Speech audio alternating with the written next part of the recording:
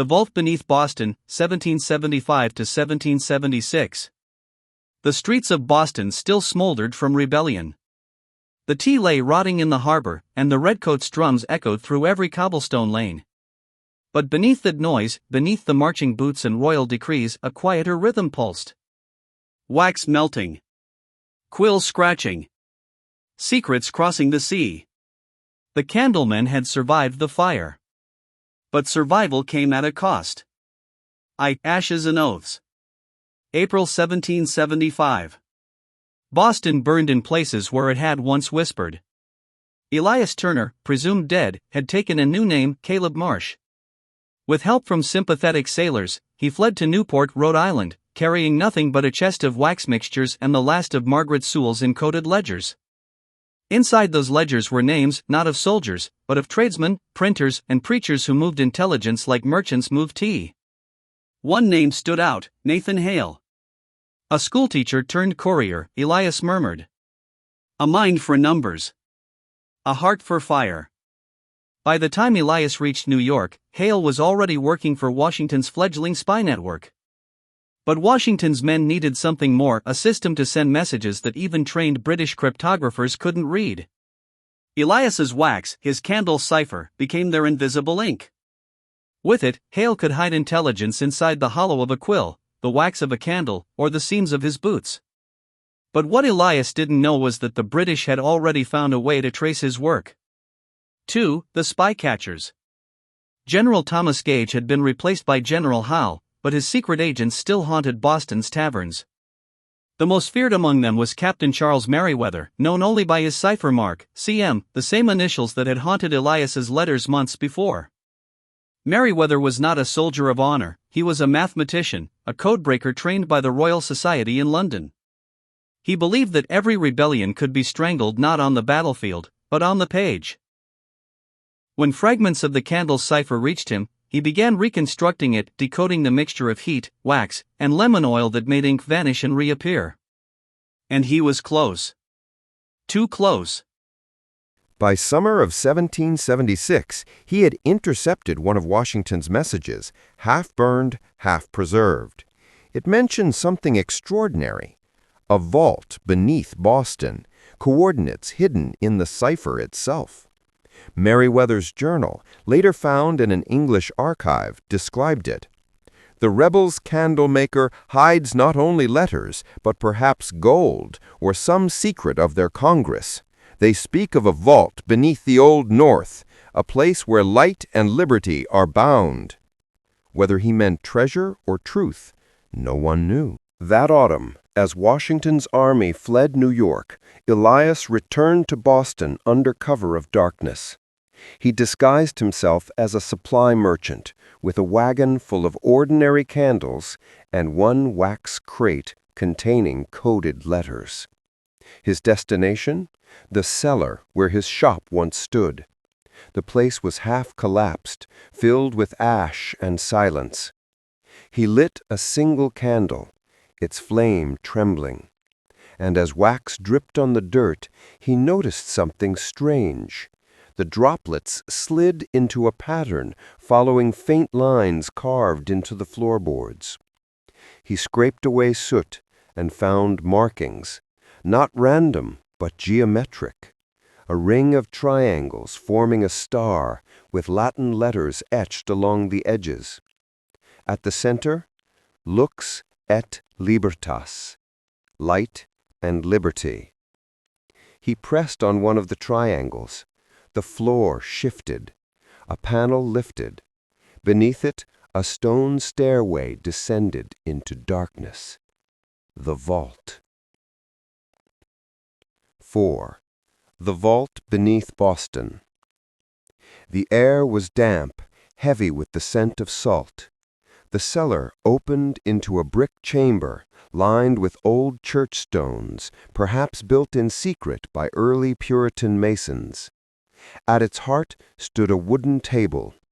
On it, a candle, unburned, untouched by time. Beside it, a sealed chest, iron-bound and marked with the same flame symbol Elias had drawn years before. He knelt and traced the sigil with his thumb. "Margaret," he whispered, "you found it." Inside the chest were scrolls, hundreds of them, each rolled in wax paper, stamped with an inverted flame. They weren't letters. They were records. Messages, troop lists, code fragments, every secret gathered by the Candlemen since 1774. A hidden archive of the Revolution's shadow war. But among them was one parchment different from the rest. Thick, vellum, sealed in red wax, bearing an unfamiliar crest. A serpent coiled around a candle. He broke the seal. Inside was a single line, written in a foreign hand. "The fire is not ours. It began long before. Follow the serpent east." Elias frowned. The script was European, not English, perhaps French, perhaps older. Before he could study it further, the sound of boots echoed above. The betrayal. Elias extinguished the candle and drew his pistol. A voice drifted down the stairwell. "You've come far, Mr. Turner. Or should I say, Caleb Marsh." Captain Merriweather stepped into the chamber, lantern in hand. The flame cast long shadows across the vault's walls. "How did you—" Elias began. "Your wax betrayed you. The scent. It burns differently. A candle that keeps its secrets too long must, in time, melt." He glanced around the vault. "So this is it, the heart of your rebellion." Elias aimed his pistol. "You won't live to tell the king." "Oh, I think I will, because you'll give me what I came for." Merriweather kicked over a crate, spilling scrolls onto the floor.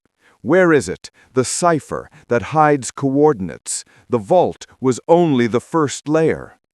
Elias hesitated, just long enough. Merriweather fired. The shot echoed through the stone chamber. Elias fell to one knee, clutching his shoulder.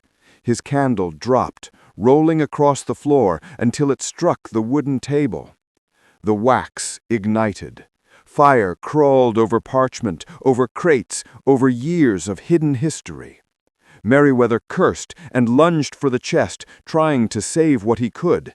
But Elias, bleeding and furious, seized the last scroll, the vellum with the serpent seal, and thrust it into the flames. "If you want the secret, Captain," Elias hissed, "then follow it into the fire." The chamber roared, the ceiling groaned. Merriweather stumbled back as smoke filled the vault.